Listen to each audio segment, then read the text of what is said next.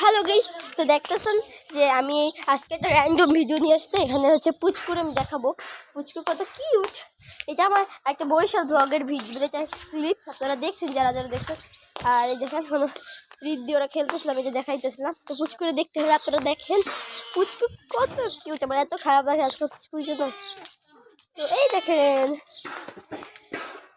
হ্যাঁ পুচকু কত কিউট। মানে সকালে খিদে লাগে না, যারে দেয় হ্যাঁ রেখে ছায়া পরে মোবাইল নিয়ে আগাইছে, ভাবছে যে মানে খাইতে দিতেছে ওরে, এলে গাইছে।